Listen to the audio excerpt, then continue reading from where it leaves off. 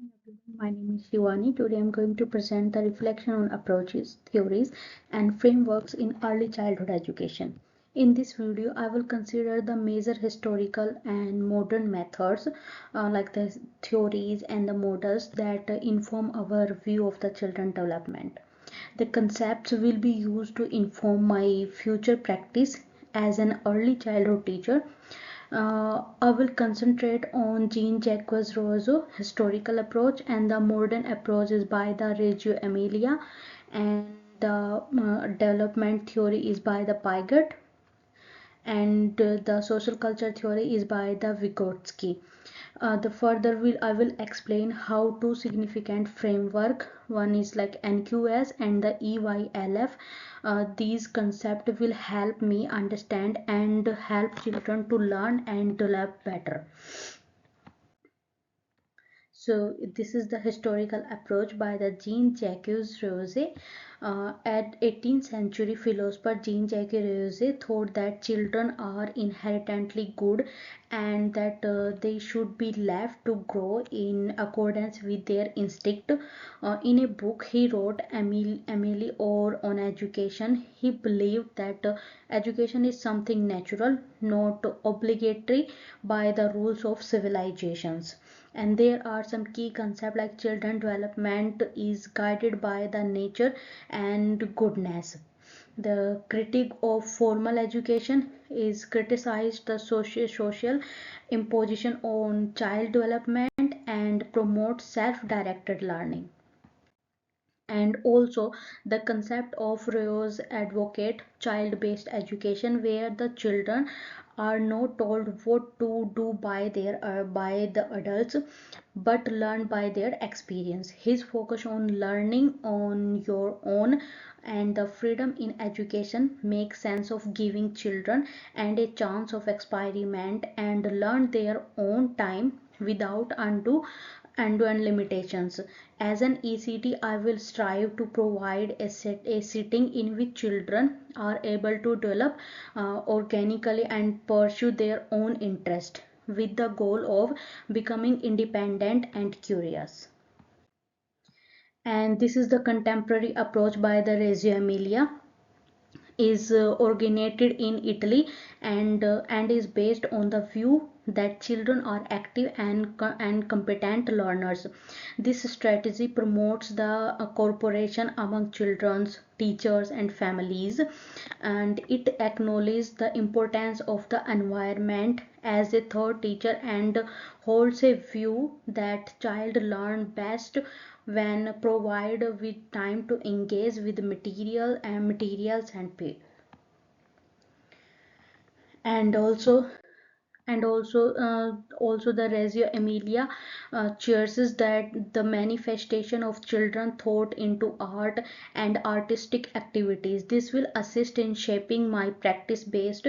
I will develop a culture that promotes creativity, problem solving and collaboration through my observation, the recording of interest, and through observing with the children are learning. I will be in a position to structure learning experiences that are meaningful and interesting to them.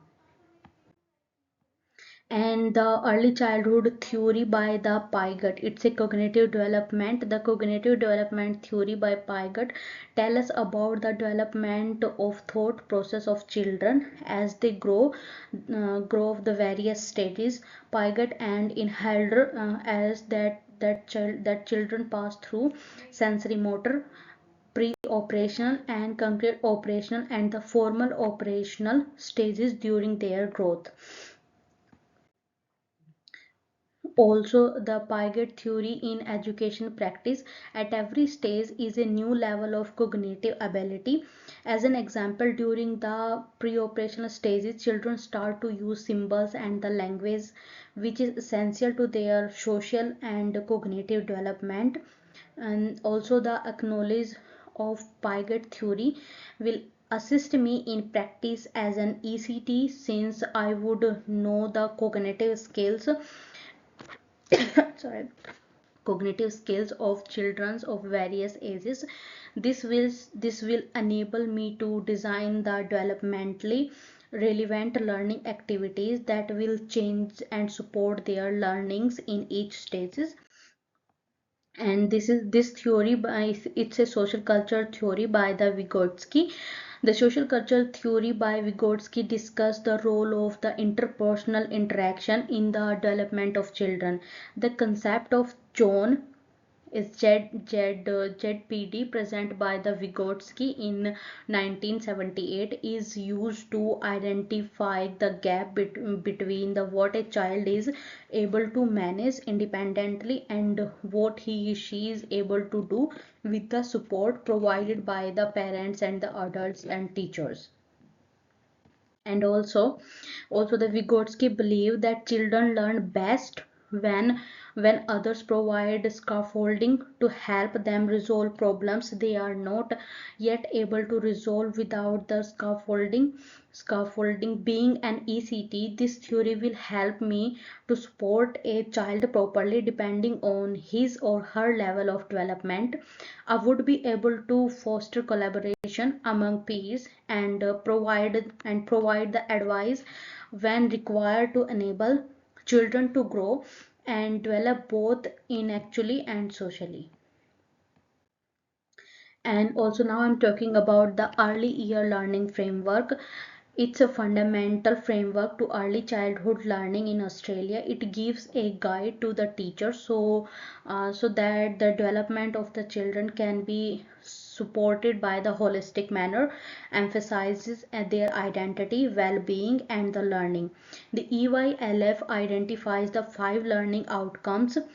It's the children are expected to have a powerful sense of identity, be confident, engage learners, be good communicator, and be able to contribute their word.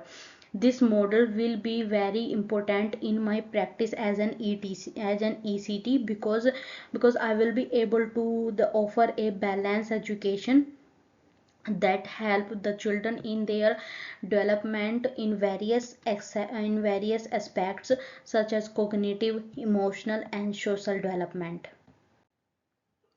And the National Quality Standard NQS is another valuable model that establish a standard of quality in early childhood education and care. It includes the 7 quality areas: the educational program, children health and safety, relationship with children, and care quality authorities. The NQS provides a high quality standard in the care and development of children in early childhood education. Setting the NQS will enable me as an ECT to evaluate and enhance the quality of my practice. This will help me to make the learning environment I design safe, engaging, and able to meet the needs of all children, and help in creating a positive and supportive relationship with the all childrens. So the overall, finally, such historical and modern approaches, theories, and the framework will assist in developing my vision as a learners and future work as an early childhood teacher. The natural development highlighted by Rose, collaboration and creativity as outlined by Reggio Emilia, stages of cognitive development of Piaget, and the social learning theory as discussed by the Vygotsky are all valuable in helping us understand how children develop and learn.